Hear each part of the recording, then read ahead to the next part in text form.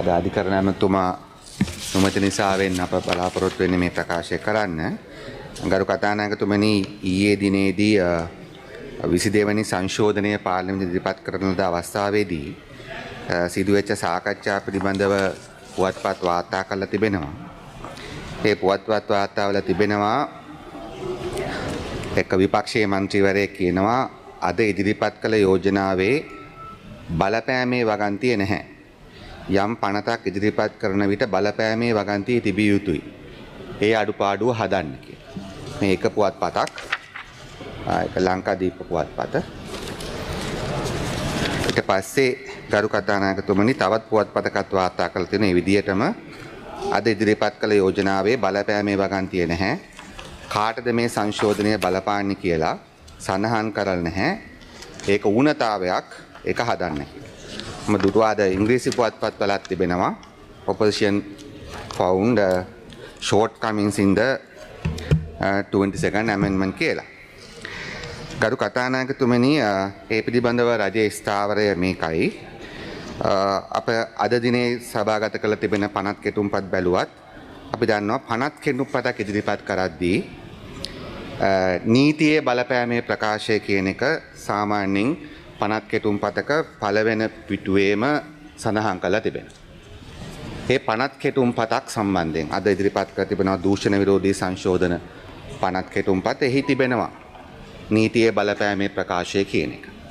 ඒතර ඒක ඕනම පනත් කෙටුම්පතක් සම්බන්ධව එහෙමයි. අපනයන කෘෂිකර්මාන්ත ප්‍රවාදන සංශෝධන පනත් කෙටුම්පතෙත් නීතියේ බලපෑමේ ප්‍රකාශය තිබෙනවා.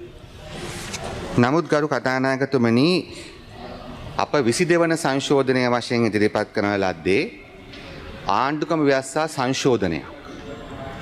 එය සාමාන්‍ය පනත් කෙටුම්පතක් සංශෝධනයට වඩා වෙනස්.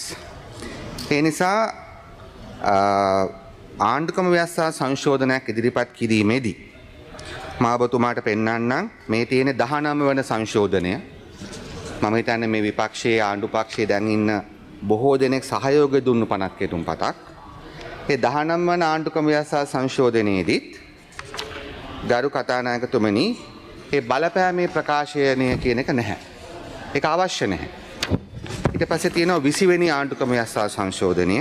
මේ තියෙන්නේ ඒක. ඒකෙත් බලපෑමේ ප්‍රකාශනය කියලා එකක් නැහැ.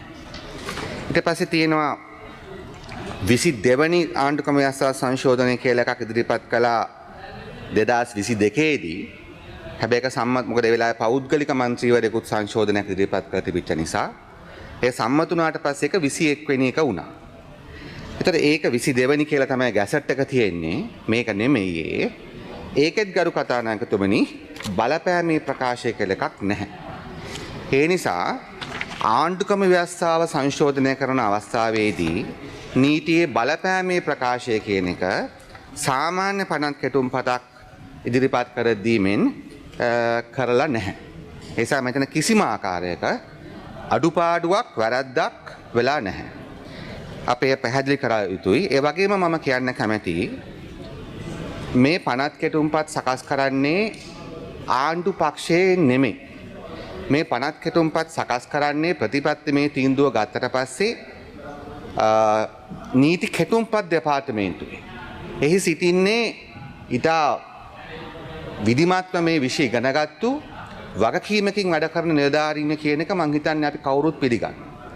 ඉන් පසුව මෙය නීතිපති දෙපාර්තමේන්තුවට යොමු වුණාම එතනත් ඉන්නේ මේ විෂය පිළිබඳව විශාල අත්දැකීමක් තිබෙන පිරිසක්. එතනුත් අනුමතලා තමයි මේක කැබිනට් මණ්ඩලයට එන්නේ.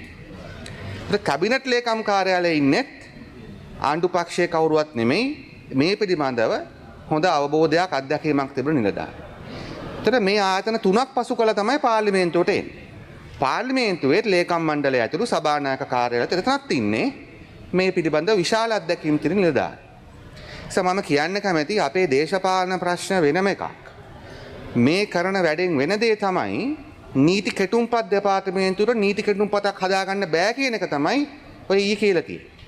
නීතිපති දෙපාර්තමේන්තුවට ව්‍යවස්ථා සංශෝධනයක් වගේ බරපතල දෙයක්වත් හරියට හදාගන්න බෑ කියන එක තමයි ඊ කියලා තියෙන්නේ. එතකොට කැබිනට් ලේකම් කාර්යාලය පාර්ලිමේන්තුවටත් එක්ක යම් අපහාසයක් තමයි කරලා තිබෙන්නේ. ඒ නිසා මම කියන්න කැමති මේක කිසිම ආකාරයක ගැටලුවක් නැහැ. මෙහෙම තමයි ව්‍යවස්ථා සංශෝධන දිගටම ඉදිරිපත් කරලා තිබෙන්නේ. නිසා නීතියේ බලපෑමේ ප්‍රකාශය අවශ්‍ය වෙන්නේ පනත් කෙටුම්පත් වලට නැතුව ව්‍යවස්ථා සංශෝධන වලට නෙමෙයි. ඒක කරුණක් වශයෙන් ගරු කතානායකතුමනි වැරදි. බොහොම ස්තුතියි. ප්‍රධාන වැඩ කටයුතු ආරම්භයේදී පනත් කරනවා.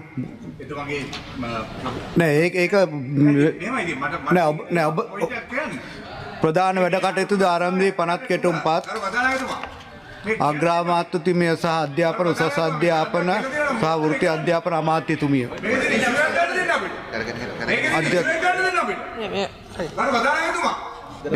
ගරු කතානායකතුමනි දූෂණ විරෝධී සංශෝධන නැමැති පනත් කෙටුම්පත පාර්ලිමේන්තුවට මම පිළිගන්නවා. 2023 අංක 9 දරන දූෂණ විරෝධී පනත සංශෝධනය කිරීම සඳහා වූ පනත් කෙටුම්පත. දෙවෙනි වර කියවීම කවදාද? ප්‍රධාන වැඩ කටයුතු ඔබතුමා පොයින්ට් එක මොකක්ද කරුණා? 92 මේ අද දැන් කියපු කාරණේ පිළිබඳව මම කතා කරන්නේ ගරු කතානායකතුමා අපේ කිසිම ප්‍රශ්නයක් කිසිම ගැටලුවක් නැහැ. පොයින්ට් එක කියවන්න ඉස්සෙල්ලා කොට ඔබතුමා බලන්න. නෑ කියන කාරණයක් සම්බන්ධව පොඩකින් පොඩින් මම කියවන්න ඇති. ඒක කියවන්න. ඒක ඉතින් ඔබතුමා අතර කියව ගන්න පුළුවන් නේ. ඔබතුමා දැන් සෑහෙන කාලයක් නේ මේ කතානායකතුරේ ඉන්නේ. පොයින්ට් එකක් නැතුව ගරු මන්ත්‍රීතුමා මේ තියෙන්නේ ඡන්දයක් ප්‍රකාශ කිරීමට බෙදීමක් පදින විරුද්ධිය හැර පාර්ලිමේන්තුවේ කවරෝ කටයුතු නිවැරදි ක්‍රමවේදය ඔබතුමා පොයින්ට් එක ඒක තමයි රේස් කරන්න ඔබතුමා හිටින්නේ. නිවැරදි මේ පනත් කෙටුමත් සම්බන්ධව නිවැරදි ක්‍රමවේදය අනුගමනය කර තිබේද යන්න තමයි මේ ප්‍රශ්න කරන්නේ. කරු මන්ත්‍රීතුමා මට ඒක කතා කරන්න දෙන්න. ඔබතුමා පොයින්ට් එක කියන්නේ. ඒක තමයි හරි. එතකොට මම බොහොම පැහැදිලිව කියන්නේ පොයින්ට් එකට ඔබතුමාට පොයින්ට් එකට තමයි කතා කරන්නේ. පොයින්ට් එකට රේස් කරන්නේ මේ අහගන්න කරු මන්ත්‍රීතුමා පොයින්ට් එක රේස් කරන්න නැගිටින්න තමයි 92 කියන කාරණාව තියෙන්නේ. ඒකට ඔබතුමාට නැගිටින්න පුළුවන්. හැබැයි ඊට පස්සේ ඔබතුමා පොයින්ට් එක කියවන්න. එහෙම කියන්නේ නැතුව 92 කියලා හරියන්නේ නැහැ. ඒක තමයි මම කියන්නේ හරි ඔබතුමා මේ පොයින්ට් එක තමයි 78 වගන්තිය කරු කතානායකතුමා පනත් කෙටුම්පත් පළ කිරීම සහ පනත් කෙටුම්පත් හා යෝජනා සම්මත කිරීම සම්බන්ධව තිබෙනවා. ඔබතුමා කරුණාකරලා අවධානය යොමු කරන්න කියලා මම කියනවා. ඒකේ තුන්වෙනි එකේ තියෙනවා පනත් කෙටුම්පතකට පාර්ලිමේන්තුව තුලදී යෝජනා කරන ලබන යම් සංශෝධනයක් ඒ පනත් කෙටුම්පතේ හරයට සහ මූලධර්ම වලට පරිබාහිරව සංශෝධනයක් නොවිය යුත්තේය. එහෙම වෙනවා නම් ඒකේ තිබෙන සංශෝධනයේ කෙටුම්පතේ හරයට සහ මූලධර්ම වලට පරිබාහිර සංශෝධනයක් නොවිය යුත්තේ කියලා තියෙනවා.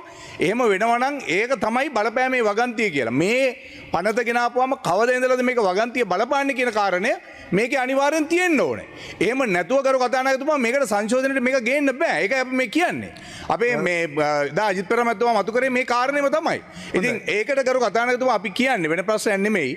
මේක ගිහිල්ලා මේකේ බලපෑමේ වගන්තිය කවද ඉඳලාද මේක බලපාන්නේ. මේක පැහැදිලිව ආණ්ඩුක්‍රම ව්‍යවස්ථා සංශෝධනයක් විදිහට ගේනවා නම් ඒක නැවත කැබිනට් එකට ගිහලා නැවත ගැසට් කරන්න ඕනේ. එහෙම නැතුව මේක කරන්න බෑ. මොකද කරු කතානායකතුමා මේ පාර්ලිමේන්තුවේ අපිට මතු කරන්න අයිතිය තියෙනවා සම්පූර්ණ ගරු සභානායකතුමා උපදෙස් දෙනවා නේද? ගරු සභානායකතුමා. ගරු කතානායකතුමනි මම මේ විපක්ෂ නායකතුමාට ඉල්ලා හිටිනවා මෙතුමා හැමදාම ටික උපදෙස් දෙනවා ඒවෙන් පරිස්සම් වෙන්න කියලා. ඒ නිසා ගරු කතානායකතුමනි දැන් කොයිතරම් වැරදිද බලන්න. දැන් අපි ඉතා පැහැදිලිවම මේ කරුණු අධ්‍යයනය කරලා කරුණු ඉදිරිපත් කරා. ඒතර මම ඒකයි කිව්වේ දැන් අපි පැත්තක තියන්නේ. මේ හැල්ලු කරන්නේ තමන්ගේ මොකක් හරි විසකුරු දේශපාලන උමනාවකට. මේ පහර දෙන්නේ නීතියට. මේ පහර දෙන්නේ නීතිපති දෙපාර්තමේන්තුවට, නීති කෙටුම්පත් දෙපාර්තමේන්තුවට, කැබිනට් ඔෆිස් එකට සහ පාර්ලිමේන්තු ස්ටාෆ් එකට. ඒ නිසා මෙතන දැන් මෙතුමද දන්නේ එතකොට? මෙතුමද මේ දන්නේ? දැන් මම මේ ඒ නිසා මම කියන්නේ ඒ නිසා ඒක පුළුවන්. ඒ නිසා කතානායකතුමා ඔබතුමාට දුන්නේ. ඒ නිසා කතානායකතුමා ඔබතුමා ඇත්තටම අවස්ථාව දුන්නා. එතකොට මෙතුමා අඩු ගානේ ස්ථාවර නියෝගය දන්නෙත් නැහැ. මෙතුමා කරු කතානායකතුමා නැගිට්ටේ 92 කියාගෙන. හරිද? සමහරු හිතනවනේ මොකක් හරි ඉලක්කමක් වුවම මෙතන ගොම් පාට වෙනවා කියලා. 92 කියවන්න පටන් ගත්ත පස්සේ මොකද උනේ? ඡන්දයක් යන. හරිද? ඒ නිසා මම කියන්නේ කරු කතානායකතුමනි මම විශේෂයෙන්ම මම කියන්න කැමති විපක්ෂ නායකතුමාගෙන් අපි ඉල්ලා සිටිනවා මේ වගේ ගොඩ පෙරක දුරුවන් ගෙන්න ඔබතුමා උපදෙස් ගන්න එපා විපක්ෂ නායකතුමා. මෙවැනි තවත් කාලීන සිදුවීම් දැනගන්න අපි නාලිකාව සබ්ස්ක්‍රයිබ් කරන්න.